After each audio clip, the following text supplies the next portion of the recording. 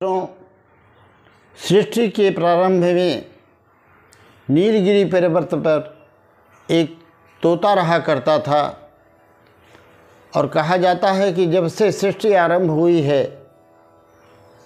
तब से वह वृक्ष था और उस पर तोता निवास करता था, जहाँ पर काफ़ी पक्षी उससे सत्संग करने के लिए, भगवत चर्चा करने के लिए आया करते थे। एक दिन एक बूढ़े तोते ने उस तोते से सवाल पूछा, क्या कोई भगवान से भी बड़ा होता है? उसने कहा, हाँ, भगवान से भी बड़ा होता है।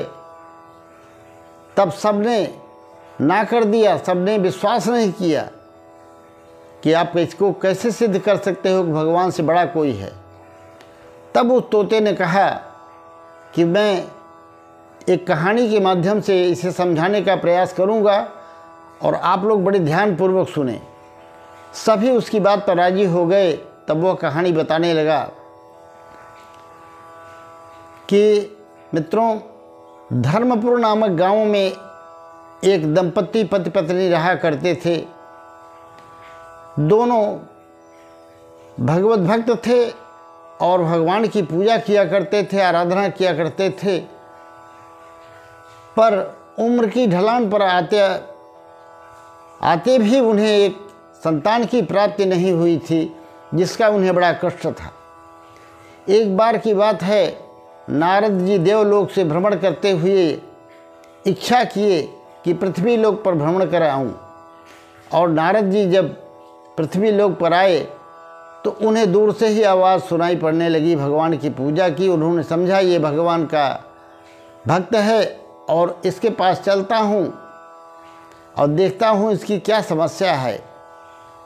आखिर देवर्षि तो संत हैं, उन्हें दया आती है। वो चले गए और जाने पर उन दोनों पति पत्नी ने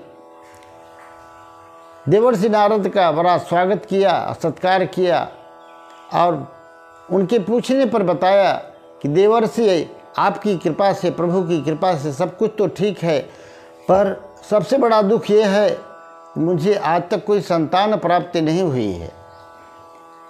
तब देवर्षि नारद जी ने कहा, मैं ब्रह्मा के पास जाता हूँ और तुम्हारे लिए व्यवस्था करता हूँ। शीघ्र ही तुम्हें साल भर के अंदर संतान प्राप्ति हो जाएगी। इतना कह करके देवर्षि नारद ब्रह्मा जी के पास चले जाते हैं और ब्रह्मा जी से यही प्रश्न करते हैं कि ब्रह्मपुर नामक गांव में एक जो दंपति रहता है उसको पुत्र नहीं है, संतान नहीं है, कम से कम एक संतान दे दीजिए। तब ब्रह्मा ने कहा, सृष्टि में ऐसा कोई विधान नहीं है और उसके भाग्य में तो 8 जन्म तक कोई संतान है ही नहीं, मैं कहाँ से दे सकता हूँ? तो सृष्टि के खिलाफ मैं तो नहीं कर सकता। नारद जी वहाँ से निराश होकर के शिव जी के पास गए और उनसे भी यही विनती की कि मैंने वचन दे दिया है उसे संतान देने का, तो कृपा करके उसे एक संतान दे दिए। शिव जी ने भी कहा, सृष्टि के नियम को टालने की सामर्थ्य तो मुझ में भी नहीं है और 8 जन्म तक संतान नहीं है, तो मैं कहाँ से दे सकता हूँ? अब वहाँ से नारद जी सीधे वैकुंठ धाम गए। माता लक्ष्मी भगवान के चरण दबा रही थी। नारद जी दोनों को साष्टांग दंडवत प्रणाम किया और तब भगवान ने पूछा, नारद बोलो, बड़े उदास नजर आ रहे हो, क्या बात है? तब नारद जी ने सारी दास्तान बताई कि मैंने वचन दे दिया है उसको साल भर में संतान होने का, पर उस दंपति को कोई संतान नहीं है। प्रभु ऐसा कुछ कीजिए उससे संतान हो। तब भगवान ने कहा, देखो, ये सृष्टि का नियम है, विधि का विधान है। किसी को संतान होती है कि कोई बेसंतान रहता है, किसी को धन होता है, कोई निर्धन होता है, कोई सुखी होता है, कोई दुखी होता है। ये तो सृष्टि का नियम है नारद, इसमें मैं क्या कर सकता हूँ? अब नारद जी बड़े व्यथित हुए, चिंतित हुए और चले गए। धीरे धीरे ये बात काफ़ी दिन बीत जाने के बाद नारद जी को जैसे वो बात भूल गई इधर धर्मपुर गांव में दोनों दंपत्ति भगवान की पूजा कर ही रहे थे कि उसी समय एक संत आता है और वह रोटियां मांग रहा था।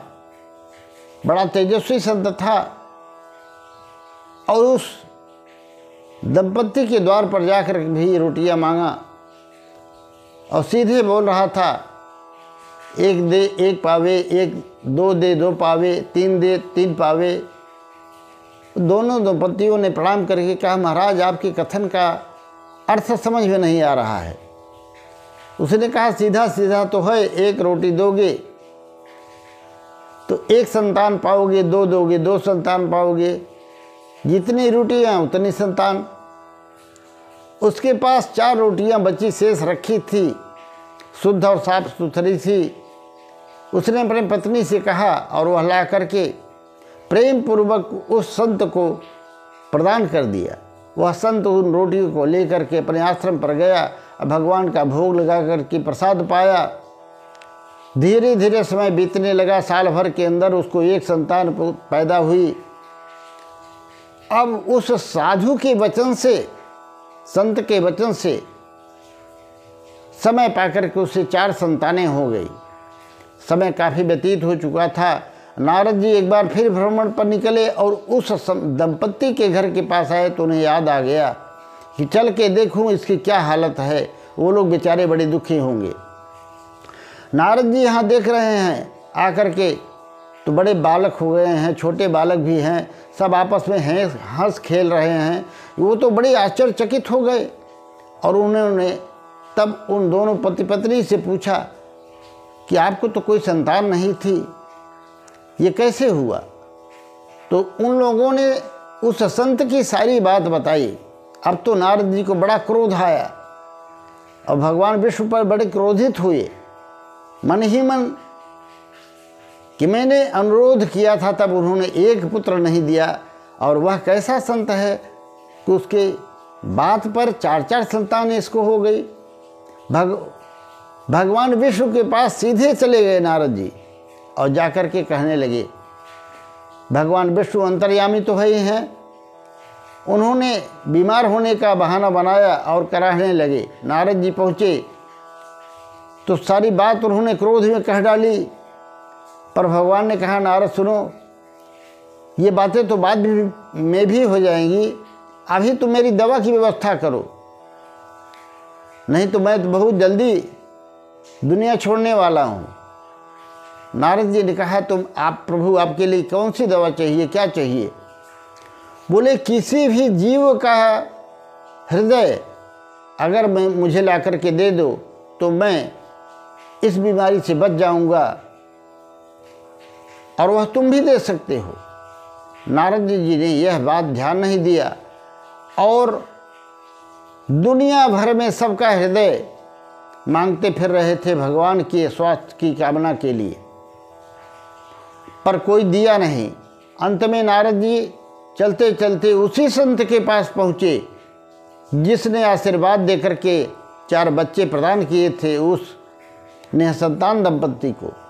उस संत के पास पहुँचे, नारायण नारायण करके उसने पहचान लिया ये देवर्षि हैं, और उसने स्वागत पूर्वक पूछा, देवर्षि आपका आगमन कैसे हुआ और आदेश कीजिए, मेरे लिए क्या हुक्म है? नारद जी ने सारी बातें बताई कि भगवान संकट में हैं और उन्हें पीड़ा हो रही है, कष्ट हो रहा है, बीमार हैं, उन्हें किसी भी जीव का हृदय चाहिए। तो संत ने कहा, आपके पास अगर कटार हो तो दीजिए, मैं अभी देता हूँ। नारद जी कटार तो लेकर चले ही थे। उन्होंने जैसे ही दिया और उसने सीधे अपने वक्षस्थल को फाड़ डाला और फाड़ डाल करके अपने हृदय को निकाल लिया और निकाल करके नारद जी को दे दिया कि ले जाइए, भगवान को दे दीजिए। नारद जी ये स्थिति देख करके वहीं पर बेहोश होकर गिर पड़े और पुनः जब उन्हें होश हुआ तो भगवान के दरबार में दिल लेकर हाजिर हुए। तो भगवान तो नाटक कर रहे थे। बोले नारद आओ, क्या दिल लेकर आए? बोले हाँ हाँ प्रभु। भगवान ने कहा किसने दिया? कहा एक बहुत तेजस्वी संत था, आपका कष्ट सुनते ही उसने तुरंत अपना सीना चीर करके दिल दे दिया, ये हृदय आपके सामने है। तब भगवान ने कहा अरे नारद देखो, तुम्हें ईर्ष्या और क्रोध हो रहा है। तुमको मैंने कहा था कि किसी का हृदय चाहिए, वो हृदय तुम भी दे सकते थे, पर तुम न दे करके दूसरों के पास भटकते रहे। और वह संत जो है मेरी बीमारी सुनते ही तुरंत अपना हृदय दे दिया, अपने प्राणों की परवाह नहीं किया, जीने की चाह नहीं रखी, अपनी भक्ति के फल का भी ध्यान नहीं दिया। और जो मेरे प्रति इतना समर्पित है, बताओ मैं उसकी बात कैसे टाल दूं? और वह वही संत है जिसके कहने पर मजबूर होकर मुझे उस निसंतान दंपति को 4 पुत्र देने पड़े। तो संत ऐसा होना चाहिए जो भगवान के लिए पूर्ण समर्पित हो। मित्रों, ये वीडियो आपको अगर अच्छा लगा हो तो वीडियो को सब्सक्राइब करके लाइक कर दीजिएगा, शेयर कर दीजिएगा और कमेंट में जय श्री कृष्ण अवश्य लिख दीजिएगा।